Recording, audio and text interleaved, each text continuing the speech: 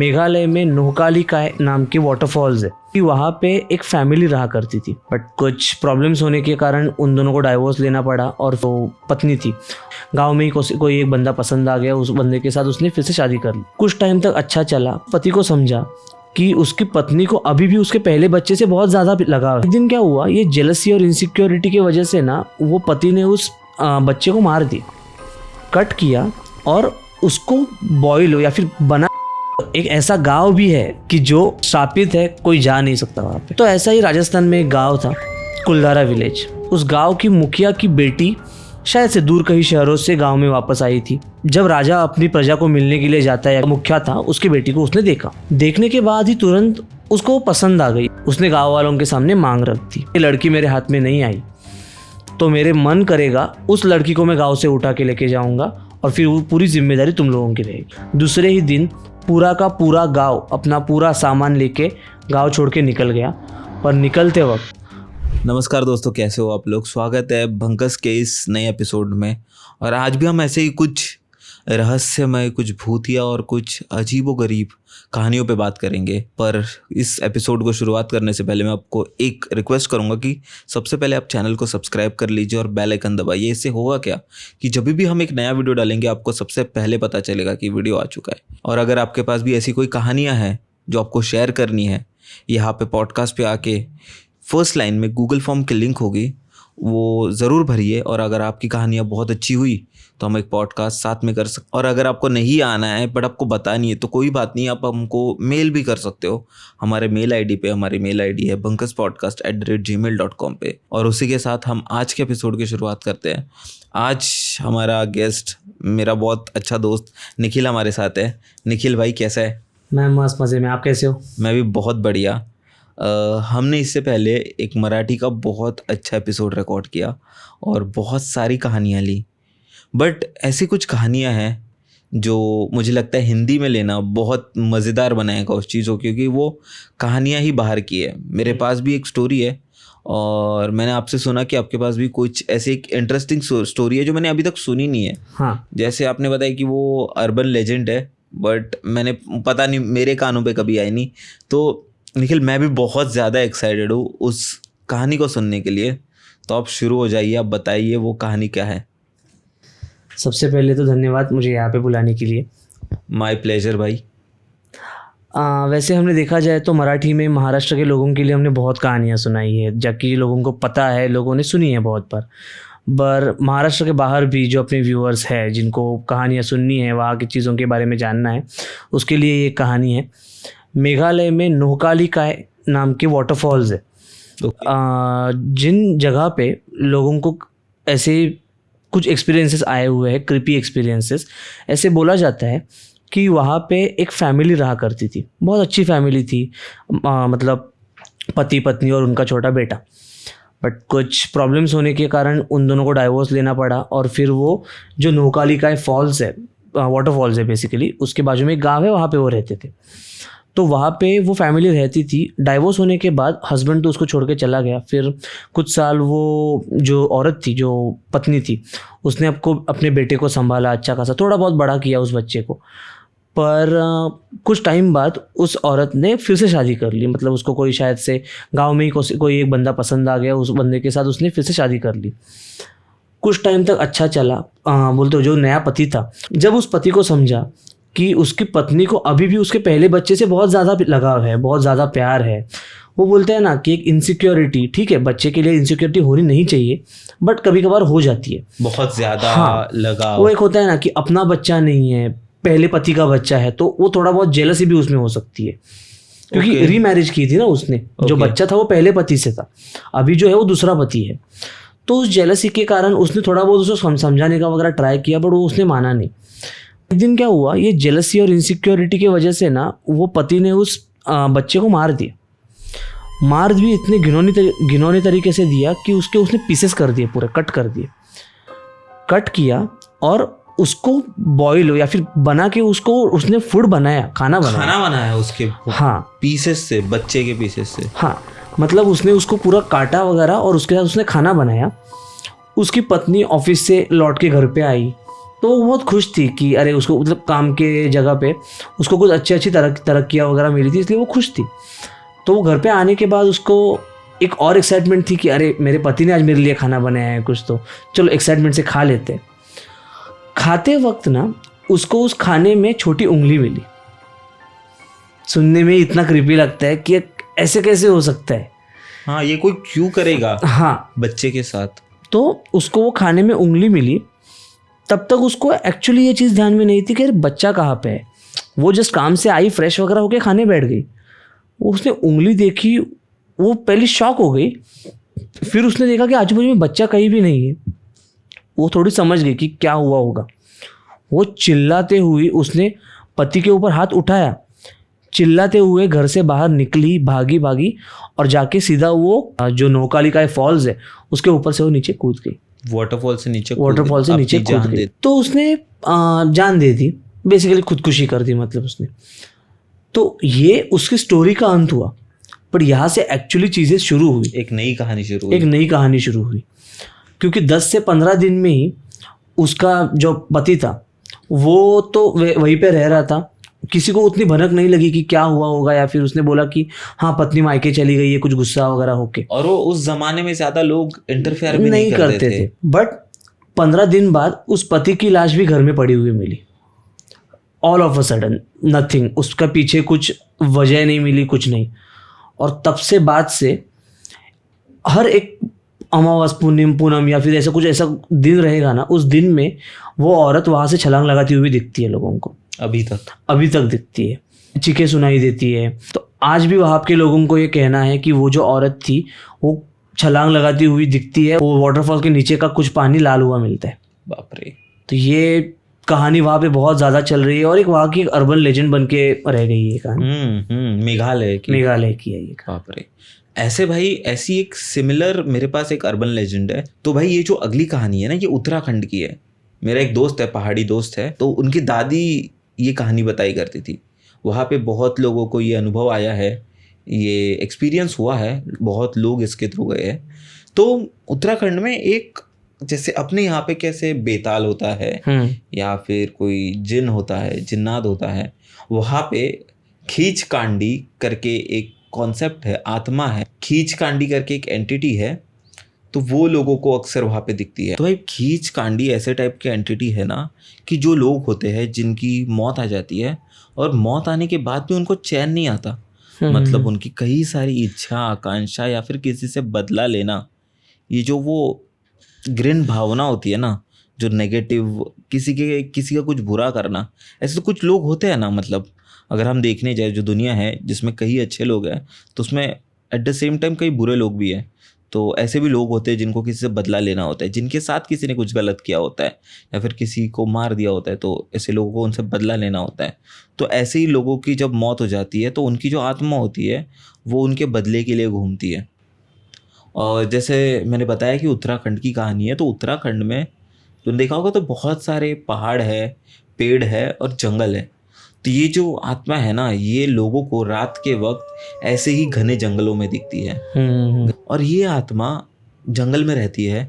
जंगल में रात के वक्त इसकी पावर बहुत ज़्यादा बढ़ जाती है। कोई भी आदमी, कोई भी इंसान जब देर रात जब अकेला जंगल से पास होता है, जंगल से अपने घर जा रहा होता है, कहीं भी जा रहा होता है, उसकी ये आत्मा शिकार करती है। तो भाई दादी ने, जो मेरे दोस्त की दादी थी, इसके साथ एक कहानी बताई थी कि उनके गांव में एक कमला नाम की औरत रहती थी। उसकी हाल ही में शादी हुई थी, 2-3 साल मुश्किल से हुए रहेंगे। और उसका जो पति था ना, वो बहुत जुआरी था, मतलब नशे करता था।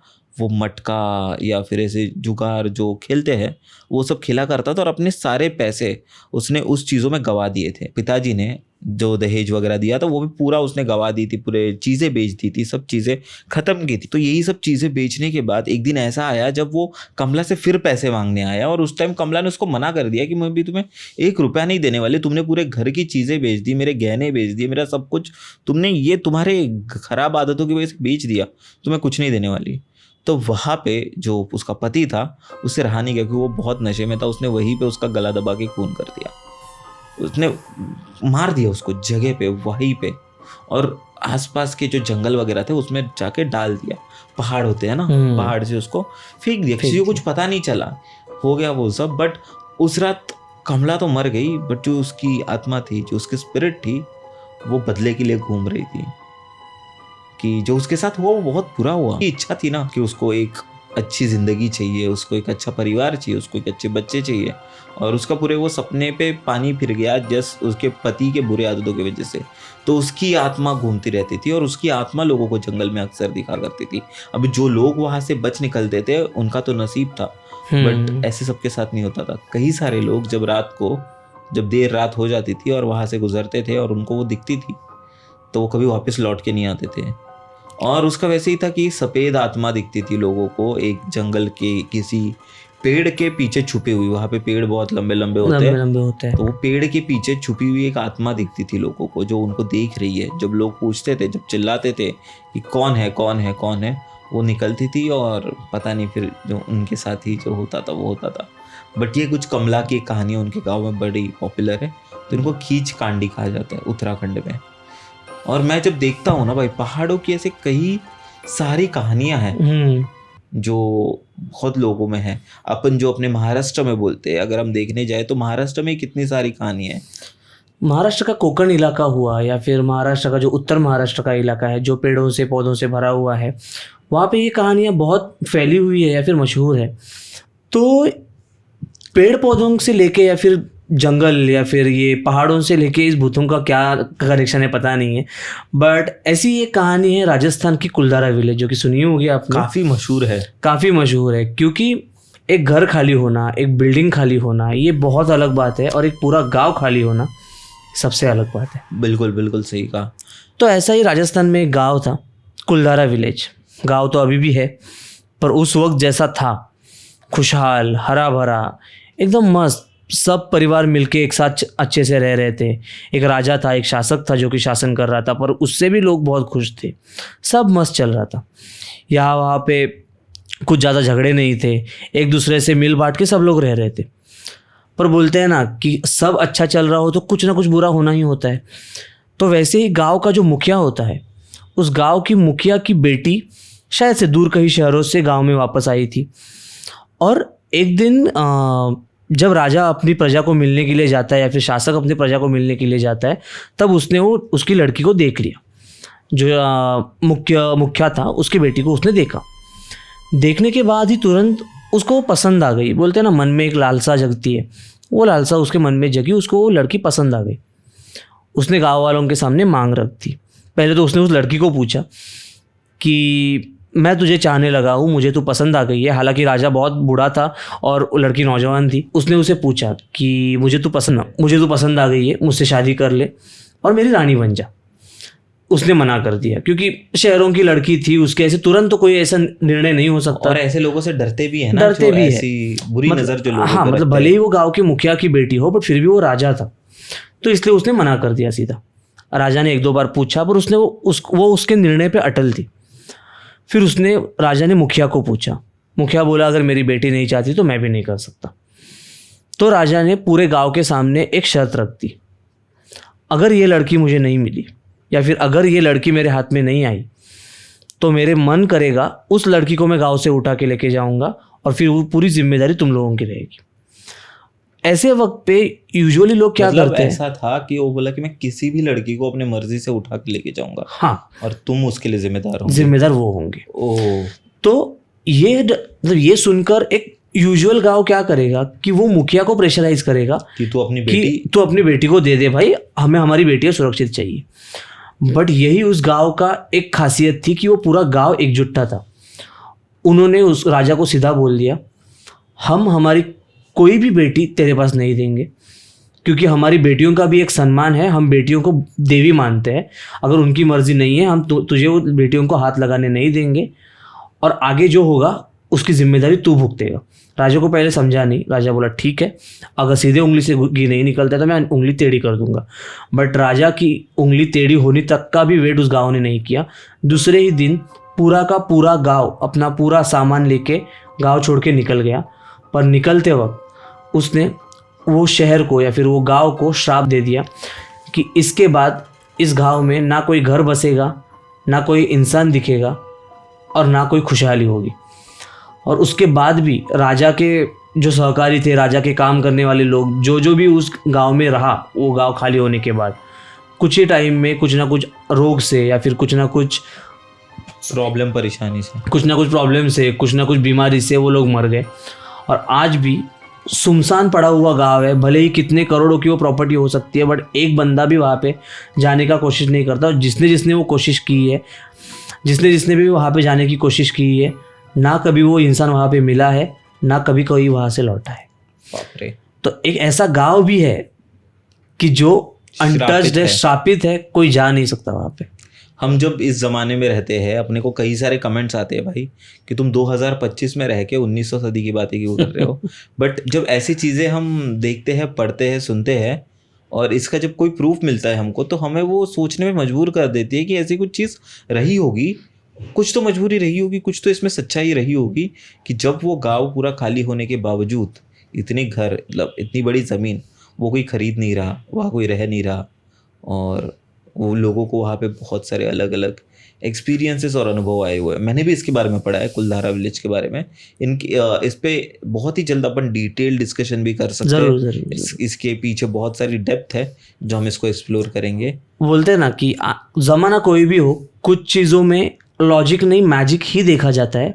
और यहाँ पे तो पैरा मैजिक देखा जाता है कि पैरा मैजिक जो है तो है, कुछ चीज़ों के एविडेंसेस भी है, कुछ चीज़ें तो डॉक्यूमेंटाइज्ड भी है, तो हर चीज़ों पे सवाल नहीं उठाया जा सकता। एक बात बोलनी है जो मेरे दोस्त चिराग ने बताई थी मुझे। अच्छा, उससे स्टार्ट करेंगे। डोंबिवली की ये कहानी है। ओके। डोंबिवली जहाँ पे अपनी बहुत सारी ऑडियंस है, वहाँ के लोग भी बहुत प्यारे हैं और मुझे हमेशा वहाँ से मैसेजेस आते रहते हैं। लोग जब आते हैं तो मिलते हैं और बहुत ही प्यारे लोग रहते हैं। वैसा शहर भी बहुत सुंदर है, पर वो कहते हैं ना, हर एक सुंदर चीज़ जो रहती है उसमें कहीं ना कहीं कोई ना कोई ऐसी कहानियाँ होती है जो हमें सोचने पे मजबूर कर देती है। ऐसी कुछ रहस्यमय चीज़ें होती है, ऐसी कुछ कथा होती है और ऐसे कुछ अनुभव होते हैं जो लोगों को हुए होते हैं। तो ऐसी ही कहानी है भाई जो राजेश के साथ हुई थी।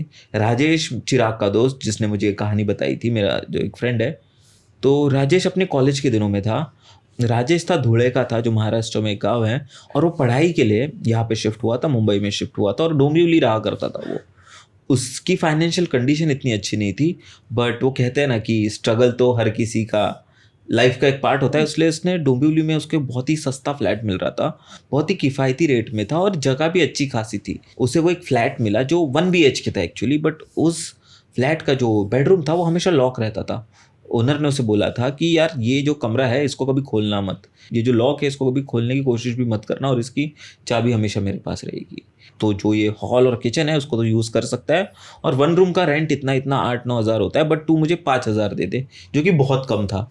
ठीक है, तो 1 रूम का रेंट उस ज़माने में कुछ 5-6 हज़ार हुआ करता था, बट वो बोला तू मुझे 2.5 हज़ार दे, पर अपने काम से काम मतलब रख। तो भाई वो राजेश को वो फ्लैट बहुत ही किफ़ायती दाम में मिल गया था, बहुत सस्ते में मिल गया था और उसे भी कुछ लेना देना नहीं था। उसका था कि मेरा रहने का बंदोबस्त हो गया, मैं क्यों इन सब के झंझट में पड़ूँ, मेरे को सस्ते में मिल रहा है तो मैं क्यों जाऊँ। तो उसने वो सब छोड़ के वहाँ पर रहने लग गया। तो वो रहने लग गया, उसने कुछ सामान वगैरह अपना लाया और वहाँ पे रहने लग गया। जो पहली रात थी ना भाई उस फ्लैट में, वो काफ़ी अजीब थी। मतलब उसको अजीब आवाज़ आने लग गई, अजीब स्मेल आने लग गई और पता नहीं कि उसको एक अजीब सी घबराहट होने लग गई। उस रात वो जैसे तैसे करके सो गया। भले उसको नींद आ नहीं रही थी, बट उसका कोई चारा भी नहीं था, उसको समझ नहीं रहा था। उसको लगा कि मे बी शायद नई जगह है इसलिए मुझे ऐसा लग रहा होगा, धीरे धीरे हो जाएगी आदत। तो उस रात तो वो सो गया। दूसरी रात जब आई भाई, दूसरी रात उसको जो वो कमरा था ना, जो ओनर ने बोला था कि इसको खोलना मत, बिल्कुल ये लॉक है, इस ताले को भी तोड़ने की कोशिश भी मत करना। उस कमरे से उसे कुछ आवाज़ें आई। आवाज़ें कि एक छोटा बच्चा अंदर खेल रहा हो, अंदर हंस रहा हो, अंदर भाग रहा हो, अंदर रो रहा हो। ऐसी आवाज़ें उसको उस कमरे से आने लग गई, जो कि सालों साल लॉक है। समझ रहा है तू, सालों साल लॉक है। उसे समझ नहीं रहा था। उस रात पे भी उसने उस चीज़ को इग्नोर ही किया। उसको लगा शायद वो कमरे में एक खिड़की वगैरह होगी और उस खिड़की में कुछ होगा या फिर बाहर से ही आवाज़ आ रही होगी, मेरा वहम होगा ये। उसने उस रात भी उसने सोने की कोशिश की, बट उस पूरी रात उसको ऐसे लग रहा था कि एक बच्चा मुश्किल से 1 साल का भी नहीं, मतलब मुश्किल से 1-8 साल का बच्चा जो उसके पूरे रूम में सोते वक्त भाग रहा है। उसको उसके पैरों की आवाज़ आ रही है, वो खेल रहा है बच्चा। ऐसे उसको लग रहा था कि वो मेरे ही आसपास है। ऐसा हो उसके साथ। तो उस दिन उसने अपने मम्मी पापा को बताया, मतलब जो दूसरा दिन हुआ वो थोड़ा डर ही गया था। उसने अपने माँ बाप को ये बताया गाँव में कॉल करके, मेरे साथ ऐसे ऐसे हो रहा है। तो उसके माँ बाप ने बोला कि यार भगवान की तूने पूजा वूजा की कि नहीं कुछ? बोलता नहीं मम्मी, मैं सब इन चीज़ों में मानता नहीं हूँ। तो बोले कि तू बाज़ार से जा, बाज़ार से एक अच्छा मंदिर और भगवान की वो फोटो मूर्ति वगैरह लेके आके पूजा कर तू घर में, और इसलिए मैं भी तेरे को नेगेटिव चीज़ें का अनुभव हुआ रहेगा। तो उससे वही गया, उस बाज़ार गया, उसने बाज़ार से भगवान के कुछ फ़ोटोज़ लाए और एक मंदिर लेके आया और उसकी पूजा वगैरह की। उस रात भी जब वो सोने की कोशिश कर रहा था, जब वो सोने गया, उस बच्चे की आवाज़ आने लगी उस रूम से, और जो फ़ोटोज़ थे जो उसने रखे थे वो फ़ोटोज़ ऐसे गिरे हुए थे, उल्टे दूसरे दिन गिरे हुए उल्टे गिरे थे। अभी तू कोई फोटो को ऐसे टिका के रखता है, मतलब तू एक इस पे होल्ड कर, तो उल्टे मतलब सीधे गिरने चाहिए, राइट? हाँ, ये फोटो ऐसे गिर रहे। और वो तभी उसके लिए बहुत अजीब था, क्योंकि ये सब चीज़ें उसने कभी सोची भी नहीं थी, एक्सपीरियंस भी नहीं की थी, और उसके मन में कुछ ऐसा था ही नहीं कि वो ये सब। बट वो जो चीज़ें हो रही थी उसके घर में वो काफ़ी अजीब व गरीब थी। तो उस रात तो पूरी रात सोया नहीं, और उसने अपने कोई दोस्तों को कॉल करके बस बात करने की कोशिश की। यहाँ पे तो नया था तो इसके यहाँ ज़्यादा दोस्त भी नहीं थे, तो उस पूरी रात वो बस बेड पे बैठा हुआ था, और उससे लग रहा था कि जो बच्चा है, जिसकी आवाज़ उसको वो कमरे से आ रही है, वो अभी बाहर आ चुका है और हॉल में भाग रहा है, यहाँ वहाँ भाग रहा है, उसको ऐसे एक शैडो नोटिस हो रहा है, उसके खेलने का आवाज़ नोटिस हो रहा है, ये सब चीज़ें। और ये सब चीज़ें जब उसने ओनर को पूछने की कोशिश की, ओनर ने कभी बताया नहीं उसको क्या था। शुरुआत में उसको ये तक लगा था जब आवाज़ें शायद कोई प्राणी या फिर कोई पक्षी आ गया होगा उस खिड़की से, बट जब उसने नीचे उतर के देखी, वो खिड़की जब देखी उसने उतर के वो बेडरूम की, तो देखा तो उस खिड़की बंद थी। तो अगर बंद खिड़की में कोई कैसे आ सकता है, और आ सकता है तो उसको हॉल में क्यों नोटिस हो रहा है? ऐसी आवाज़ें क्या है, ऐसी चीखने चिल्लाने की, ऐसे तो अगर आ भी गया तो फिर उसको हॉल में क्यों सुनाई दे रहा है? ऐसे वो बहुत अजीब अनुभव थे यार, कोई बच्चा खेल रहा है। तो भाई उस रात के बाद उसने ओनर वगैरह को कॉल करने की कोशिश की, ओनर ने कोई कॉल वगैरह उठाया नहीं, रात के समय था ऑफकोर्स। दूसरी सुबह जैसे ही वो इतना डर चुका था भाई, उसको इतना बुखार आ चुका था कि भगवान के फोटोज़ वगैरह उल्टे पड़े हुए थे, वो काफ़ी डरा हुआ था। उसने तुरंत अपने बैग वगैरह पैक की, अपने एक रिश्तेदारों के घर ठाणे में वो वहाँ पे चला गया, और उसने कुछ ही दिनों बाद वो रूम भी छोड़ दिया। अभी उस रूम की सच्चाई कभी उस ओनर ने तो बताई नहीं भाई, और वो राज भी उसी के साथ चला गया, ऐसे अपन बोल सकते हैं कि क्या अजीब वो रूम था, और उसके साथ जो अनुभव था वो उसका उससे ही पता भाई। मुंबई का ना एक राज ही ये है कि यहाँ पे इतनी इमारतें बनी हुई है, इतनी घर है, इतने लोग हैं कि हर चीज़ों से कुछ ना कुछ स्टोरी जुड़ी हुई है। अभी भी मैं एक बताऊंगा ना, एक वैसी स्टोरी है, एक राम साकित करके बिल्डिंग है, और ये मेरी मन की कहानी नहीं है, तो ये गूगल डॉक्यूमेंटाइज्ड स्टोरी है। इस पे आर्टिकल्स है, इस पे आर्टिकल्स बहुत सारे हैं, आप जाके ढूंढ सकते हो। राम साकित बिल्डिंग करके एक माहिम में बिल्डिंग है। तो वहाँ पे ना पुराने ज़माने में कैसे कि एक शानो शौहरत वाले लोग रहा करते थे, उनके घर में कोई ना कोई बाई काम किया करती थी, या फिर कोई मजदूर, नौकर चाकर काम किया करते थे। तो वैसे ही एक फैमिली रहा करती थी। फैमिली में जो नौकरानी होती है, जो बर्तन मांजती है या फिर जो पोछा वगैरह लगाती है वगैरह, वो नौकरानी थी ना, तो वो एक टाइम पे वो कपड़े सुखाने गई थी। कपड़े सुखाते सुखाते वो उस बालकनी से नीचे गिर के सीधा जो बिल्डिंग के नीचे एक कुआं है, उस कुएं में गिर गई। वो कुएं में गिर गई। उस वक्त उसने चिल्ला के बचाने के लिए बहुत आवाज़ें लगाई, तो कोई उसको मदद करने के लिए नहीं आया। ऐसा बोला जाता है कि वो कुआं जो है वो बहुत ज़्यादा गहरा है, तो वहाँ पे कोई उसकी मदद चाह के भी नहीं कर पाया। वो वहीं पे डूब गई और वहीं पे उसकी मौत हो गई। हाँ, हालांकि ये खुदकुशी नहीं थी या फिर जानबूझ के किया गया हुआ नहीं था, पर बोलते हैं ना कि अगर कोई आत्मा अगर अतृप्त रह जाए, या फिर कोई आत्मा अगर ऐसे किसी की अगर ऐसे अनजाने में ही मौत हो जाए, तो उसकी आत्मा भी कहीं ना कहीं वहीं पे भटकती रहती है, ऐसे बोला जाता है। तो उसके बाद अभी भी ना वो बिल्डिंग काफ़ी खाली हो चुकी है। कई बार अमावस्या पूनम के रात को उस कुएं में से एक औरत बाहर चलती हुई आ रही है, या फिर वो बाहर औरत एक निकल रही है, ये बहुत लोगों ने वहाँ पे विटनेस किया है। और ये मुंबई का one of the famous urban legend है, जो लोग कहते हैं, लोगों ने अनुभव किया हुआ है। हालांकि उसने किसी को चोट नहीं पहुंचाई है, क्योंकि किसने उसका बुरा नहीं किया था, वो बस एक गिर के उसकी मौत हो गई थी। तो वो उस कुएं से बाहर निकलने की कोशिश खुद ब खुद करती है, तो वो बाहर निकलती हुई कितने लोगों को दिखती है। पर हाँ, एक फॉर्चुनेट चीज़ ये है कि उसने किसी को अभी तक हार्म नहीं पहुंचा है, नुकसान नहीं पहुंचा, उसने बस अपनी खुद की जान हाँ, वो खुद का एग्जिस्टेंस बताती है कि भाई मैं इसमें हूँ, मैं यहाँ पे हूँ। ऑफ कोर्स नौकरानी है तो उसके लिए ऐसे शांति वगैरह कौन ही करेगा, इतना किसी ने ध्यान भी नहीं दिया, अंतिम संस्कार वगैरह कर दिया होगा, बट जो शांति चाहिए होती है वो उसको शायद से नहीं मिली होगी, तो आज भी वहीं पे दिखाई देती है, भटकती है। अगर हम बोल रहे हैं कि एक जगह पे अगर कोई अतृप्त आत्मा हो तो वो सताती है, तो आर्य कॉलोनी जैसे सुनसान जगह पे तो कितनी अतृप्त आत्माएं हो सकती है, हर एक की अलग कहानी। जैसे मैंने पिछले बार भी हमने मराठी वाले पॉडकास्ट में, उसमें से एक कहानी है कि जो कि बड़ी दिलचस्प है, कि आर्य कॉलोनी का एक एरिया है जिसका न्यूजीलैंड हॉस्टल बोलते हैं उस एरिया को। वहाँ पे भी बहुत क्रीपी एक्सपीरियंसेस लोगों को आ चुके हैं। मैंने आपका भी पहले एक वीडियो देखा है कि आपने वहाँ पे एक व्लॉग बनाया था आर्य कॉलोनी में। तो हाँ, वहाँ पे भी कुछ चीज़ें हैं, क्योंकि ऐसे बोला जाता है कि एक पैरानॉर्मल एक्टिविस्ट था, उसकी भी वहाँ पे पहले एक मौत हो चुकी है, वो भी अनसर्टन डेथ है, किसी को पता नहीं है कि क्या हुआ था। वहाँ पे बहुत सारी मिस्ट्रिकल इमेजेस, ड्राइंग्स उसके पास बनाई हुई मिली थी, मतलब उसने खुद के डायरी, हाँ, सैटेनिक इमेजेस कुछ है, मैं याद नहीं आ रहा है मुझे उसका नाम। जिन्होंने स्टोरी सुनी नहीं होगी और सुनी होगी तो मैं शॉर्ट में बताता हूँ। एक बच्चा था, एक लड़का था, उसका नाम मैं अभी नहीं बताना चाहूँगा। तो बच्चा ऐसा हुआ कि वो मॉर्निंग वॉक पे निकला था, और ये डॉक्यूमेंटेड है, बड़े बड़े न्यूज़ चैनल पे आ चुका है, तो ये कोई मनगढ़ंत या फिर ऐसे बताई सुनाई जाने वाली कहानी नहीं है, न्यूज़ ने इसको कवर किया है। तो एक बच्चा था, 18 या 19 साल का बच्चा था वो सुबह सुबह मॉर्निंग वॉक के लिए निकला घर से, और वो घर पे लौटा नहीं।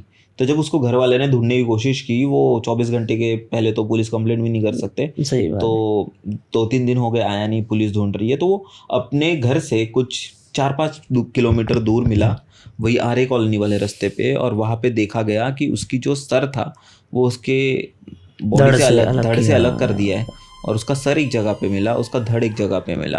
और जब लाया ना उसको, पुलिस ने उसमें इन्वेस्टिगेशन करना शुरू किए, तो देखा तो उसके सर पे बहुत ही अजीब मार्क बनाए हुए थे, उसके बॉडी पे एक अलग मार्क बनाए हुए थे, उसकी आंखें निकाली गई थी, और जो उसका जो ये एडम्स एप्पल होता है ना, जो कंठ जो, तो उसको भी निकाला गया है, वो है ही नहीं, वो गायब है। और वो काफ़ी सोचने वाली चीज़ थी कि भाई ये क्या है ऐसा, ये अजीब तरीके से। अगर किसी को मारना था तो मार के वो चले जाते ना, किसी को चोरी करना था, कुछ बदला लेना था, वो ये क्या किया? तो पता चला कि ये कुछ ब्लैक मैजिक के कुछ ऐसा सीन लग रहा है। तब थोड़ा इन्वेस्टिगेशन किया, और कुछ बाबा से भी पूछा गया, तो वो भी बोले हाँ ये है, यहीं पे हुआ है। और सीसीटीवी में जब देखा गया ना, तब पता चला कि 2 जो लोग थे वो उसको वहाँ पे ला के रख देते हैं, मतलब वहाँ पे उसको नहीं मारा था, उसको मारा किसी और जगह पे था।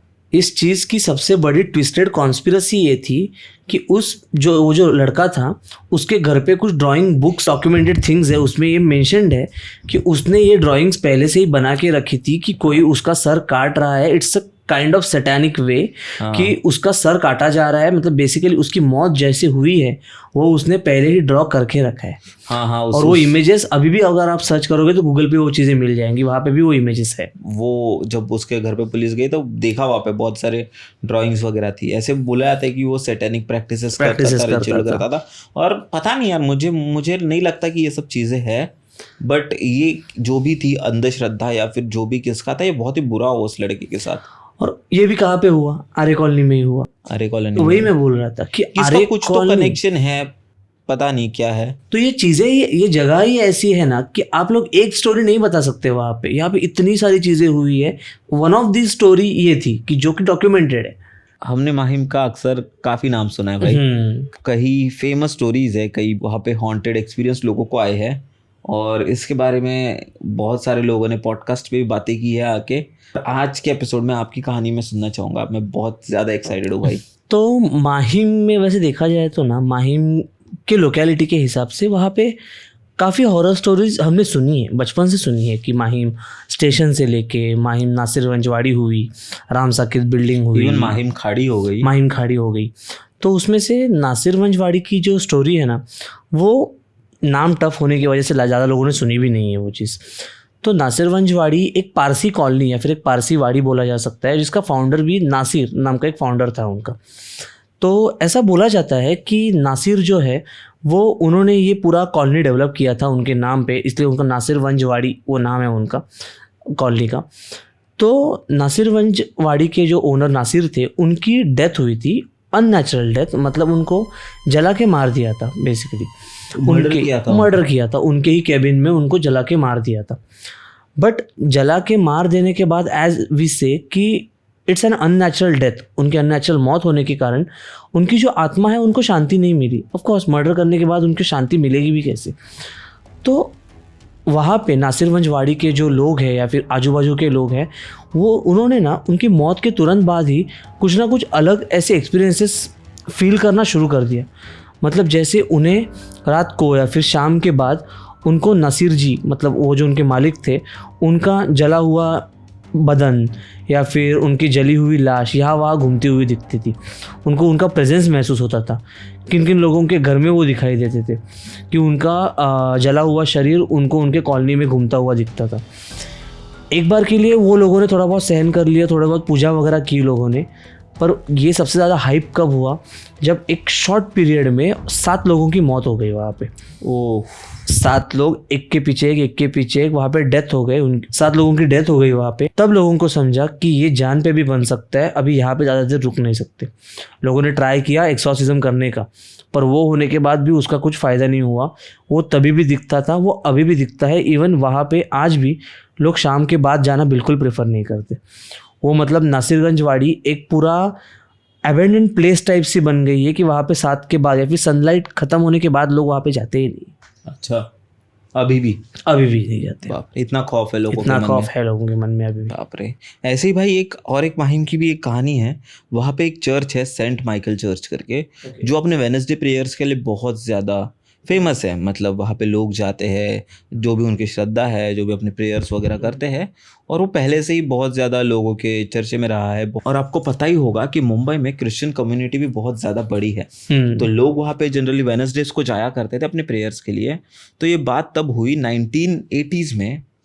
तो ऐसी लड़की थी, 19-20 साल की लड़की थी, अपने मम्मी के साथ वेडनेसडे को प्रेयर करने गई थी वहाँ पे।